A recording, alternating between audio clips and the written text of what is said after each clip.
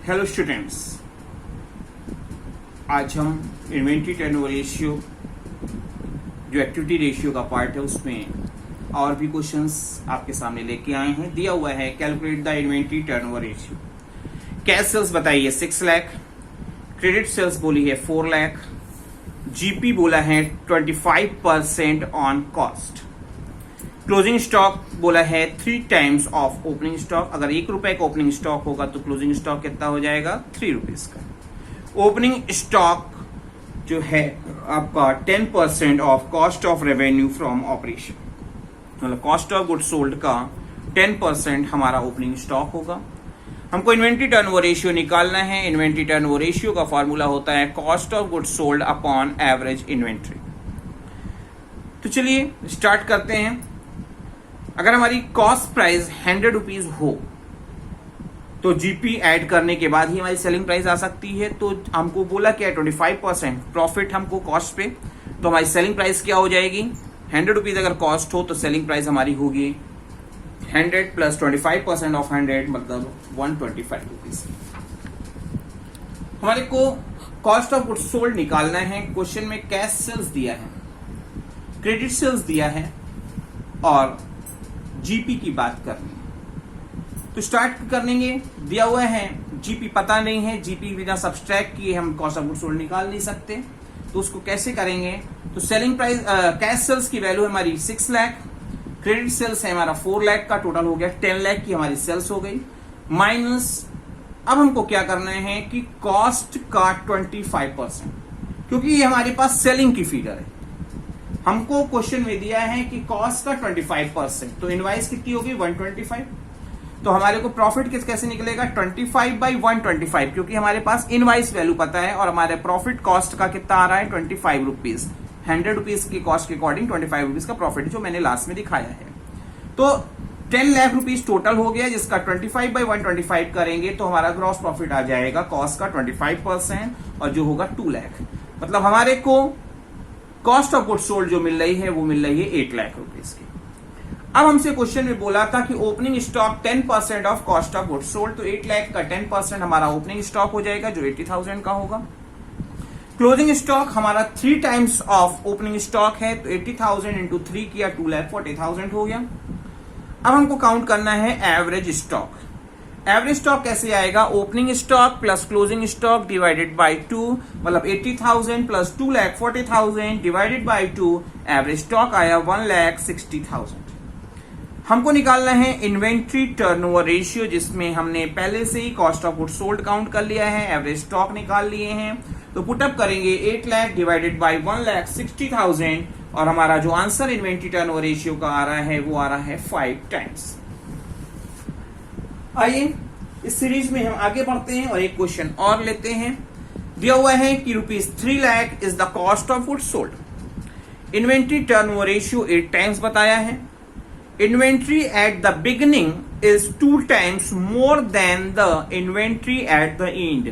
Closing वाले के comparison में 2 टाइम मोर, मतलब 1 रुपए की अगर हमारी एंडिंग डेट पे हो तो 2 मल्टीप्लाइड बाई 2 टाइम्स मोर बोला है, तो क्या होगा 3 रुपीज की हमारी क्या हो जाएगी ओपनिंग होगी। Calculate the value of opening and closing inventory, हमको काउंट करनी है। तो करेंगे इन्वेंट्री टर्नओवर रेशियो, जिसका फॉर्मूला है हमारा cost of goods sold upon average inventory. हमको कॉस्ट ऑफ गुड्स सोल्ड पता है, हमने लिख दिया 3 लाख का। हमको इन्वेंट्री टर्नओवर रेशियो पता है 8 टाइम्स, हमने लिख दिया। एवरेज इन्वेंट्री नहीं पता है, तो एवरेज इन्वेंट्री निकालने के लिए इसको क्रॉस ले जाएंगे और 3 लाख डिवाइडेड बाय 8 कर देंगे तो हमारे को एवरेज इन्वेंट्री पता चल जाएगी 37,500।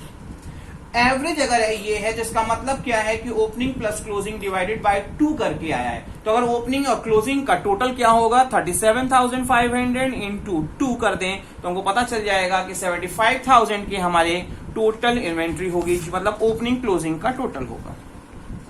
Given that opening stock is 2 times more than the closing stock, तो हम मान के चल रहे हैं कि let us closing stock 1 rupees, then opening stock क्या होगा 1 तो है ही है, प्लस उससे 2 टाइम मोर प्लस 1 इंटू 2, मतलब क्लोजिंग ओपनिंग स्टॉक कितने का होगा 3 रुपीज का। ₹1 का क्लोजिंग स्टॉक, ₹3 का ओपनिंग स्टॉक, टोटल फिर उस सिचुएशन में क्या हो जाएगा ₹4 का। तो अब अगर हम टोटल वैल्यू जो 75,000 आई उसके अकॉर्डिंग चेक करें तो 75,000 इंटू 3/4 करेंगे तो हमको पता चल जाएगा कि हमारा ओपनिंग स्टॉक है 56,250 का और क्लोजिंग स्टॉक हमारा क्या होगा 75,000 इंटू 1/4, क्योंकि जब टोटल ₹4 का हमारा स्टॉक आ रहा था तो ₹1 का क्लोजिंग स्टॉक था, तो 1/4 हमने किया और हमारी वैल्यू आ गई क्लोजिंग स्टॉक की 18,750। इसी तरह का क्वेश्चन एक और हम अटेम्प्ट करने जा रहे हैं और हमको दिया हुआ है कि 4,50,000 is the cost of goods sold. Inventory turnover ratio अब हमको दिया हुआ है 8 times. Inventory at the beginning is 2 times of the inventory at the end. Beginning की जो इन्वेंट्री है वो क्या है, डबल है, 2 टाइम्स है। लास्ट में दिया हुआ 2 टाइम मोर बोला था लास्ट क्वेश्चन में, इसमें 2 टाइम्स बोला है। Find the value of opening and closing stock. तो हमारा इन्वेंट्री टर्नओवर रेशियो का फॉर्मूला क्या होता है, cost of goods sold upon average stock. हमारे को कॉस्ट ऑफ गुड्स सोल्ड पहले से पता है 4,50,000 की, इन्वेंट्री टर्नओवर रेशियो पता है 8 टाइम्स, एवरेज स्टॉक नहीं पता है। एवरेज स्टॉक कैसे निकलेगा, इस चीज को क्रॉस ट्रांसफर होके लाएंगे और हमारा 56,250 जो होगा वो मेरा एवरेज स्टॉक हो जाएगा। एवरेज स्टॉक के बाद हम इसका टोटल ऑफ स्टॉक निकाल लेंगे, मतलब ओपनिंग प्लस क्लोजिंग का टोटल, तो जो कैसे निकलेगा 56,250 इंटू 2 आपका वैल्यू आएगी 1,12,500।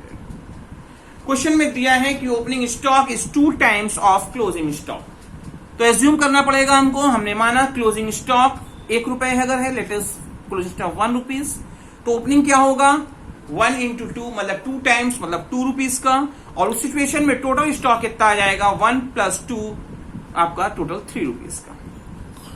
अब हमको काउंट करना है एक्चुअल वैल्यू, क्योंकि हमको पता है कि एक्चुअल टोटल वैल्यू है 1,12,500, जिसमें अगर हम ₹2 का ओपनिंग स्टॉक है तो ₹3 का टोटल स्टॉक हमारा आ रहा था, तो ओपनिंग स्टॉक हम यहाँ काउंट कर रहे हैं 1,12,500 इंटू 2 डिवाइडेड बाई 3 और आपका 75,000 उस सिचुएशन में हमारा ओपनिंग स्टॉक होगा। क्लोजिंग स्टॉक क्या होगा 1,12,500 इंटू 1 डिवाइडेड बाई 3। ये कैसे हुआ, क्योंकि जब टोटल स्टॉक हमारा ₹3 एज्यूम करके आ रहा था तो सिचुएशन में हमारा क्लोजिंग स्टॉक था ₹1 का, तो यहाँ पे 1,12,500 है तो 1/3 किया और आपकी वैल्यू आई 37,500 जो हमारा क्लोजिंग स्टॉक होगा। होपफुली आपको ये कॉन्सेप्ट समझ में आ रहा होगा। हम आगे बढ़ते हैं और एक नई चीज अब पढ़ते हैं इसी वीडियो में, और जो है हमारा ट्रेड रिसीवेबल टर्नओवर रेशियो पे। हमको काउंट करना है calculate the trade receivable turnover ratio.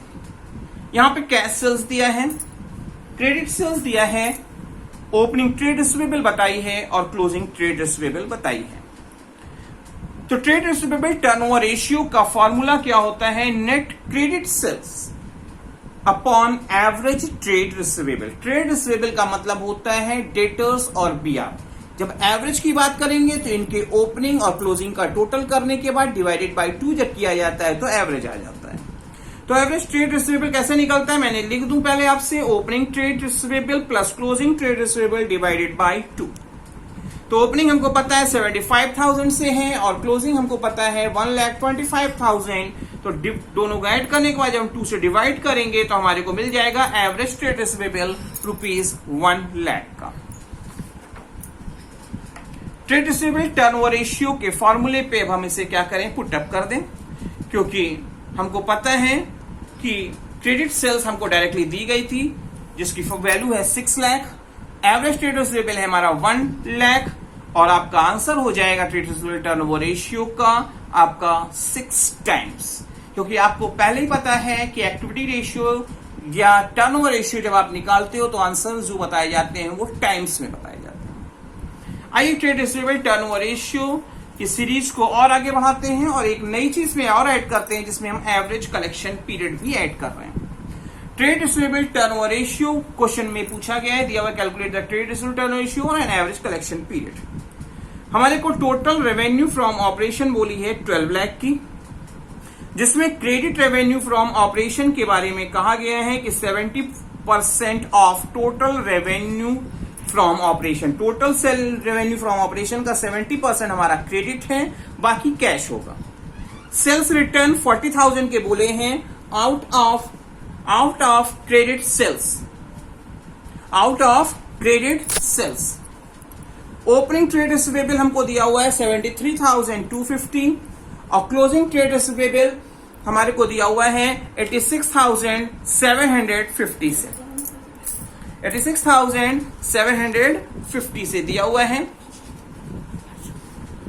हम काउंट करेंगे।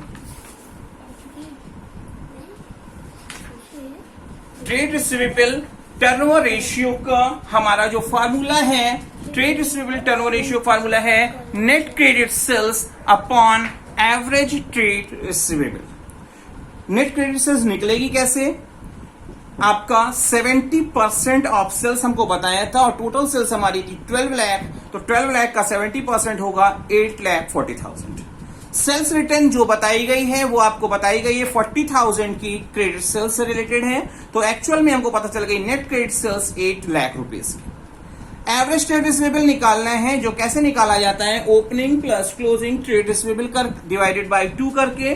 तो ओपनिंग ट्रेड रिसीवेबल था 73,250 प्लस क्लोजिंग ट्रेड रिसीवेबल था हमारा 86,750 डिवाइडेड, इन दोनों का ऐड किया और डिवाइडेड बाय 2 करेंगे तो हमारा आंसर आएगा 80,000।